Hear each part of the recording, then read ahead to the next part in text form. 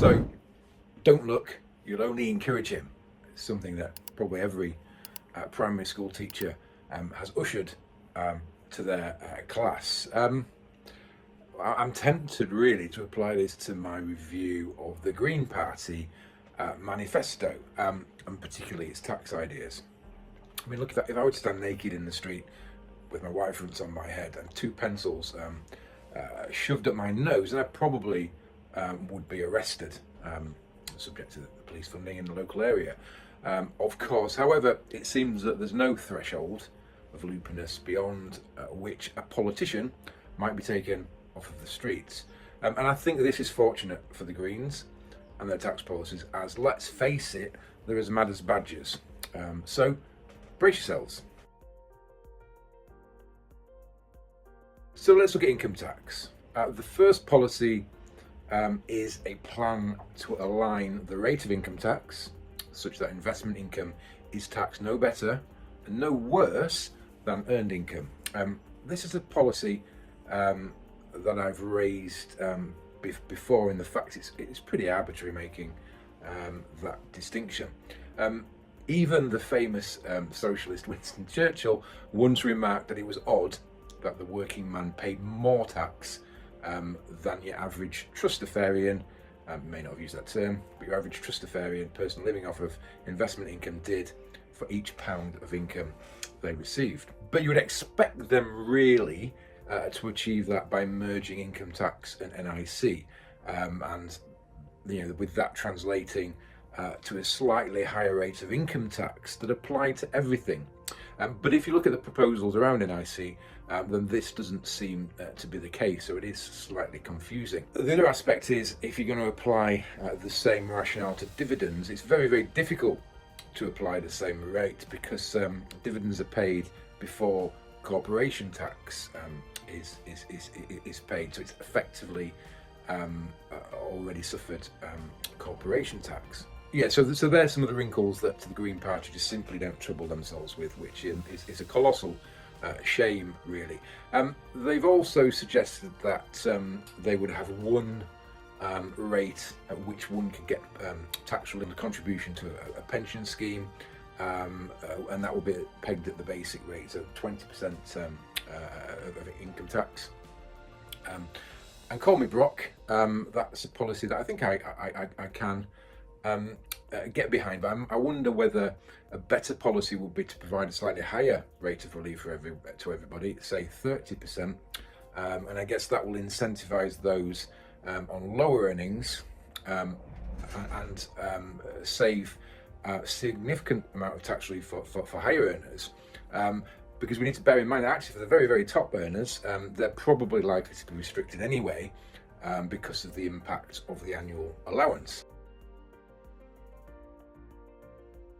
So when it comes to employment taxes, the Greens will also remove the upper earnings limit that restricts the amount of national insurance paid by high earners, and this potentially represents a significant hike in NICs and will be very much swimming against the tide when you look at other parties, so the Conservatives looking at cutting NIC, Labour and some others just simply looking at freezing it. But at the moment, so far, so not so badger. So it's when we start looking at wealth, IHT and capital gains tax that, to channel old school Harry Hill, that's when the badger parade commences. We first see the first use of the W word in manifesto system, and by W word I mean wealth tax. So the Greens have proposed a wealth tax of 1% annually on assets above 10 million and 2% on assets above 1 billion.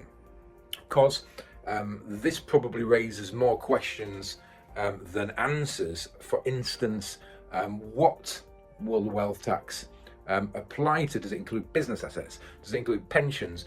Does it include the main residence? How many of those questions are answered? Yes, you get it, absolutely none of them. We're told that only a tiny minority of people would pay the wealth tax, but again, one can only conclude that if you've answered those questions that I asked above, so they're either being disingenuous or they don't really know how many it will apply to. And further, what research have they done into the behavioural consequences of such a major tax change? Will people hang around and happily plucked like Colbert's goose? Who knows? So the tax burden will be pretty much the highest since the D-Day landings, but the expectation seems to be that wealthy residents will simply stomach yet another tax rake on their wealth. I think here the Greens might be over-egging the draw of the Imperial War Museum on a drab Sunday afternoon. So from a corporation tax point of view, the good news is that the main rates of corporation tax will remain as they are. Initially, they will retain the levy on energy companies' windfall profits, a move that is also mirrored by Labour.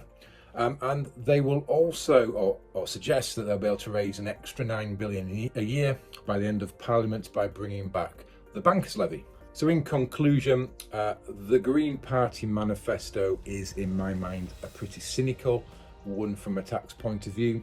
It taps into the premise that a good tax is one that other people pay. And this can be seen throughout the manifesto, where they, again, as I say, cynically identify that, generally speaking, 1 to 2% of the population of taxpayers will feel the effects of the policy. So as I say, it's almost like the wealthy are there simply to be plucked over, like Colbert's famous goose. Sadly, when it does come to the wealthy, I think history shows that the goose does not hang around to hiss, and the pips do not squeak.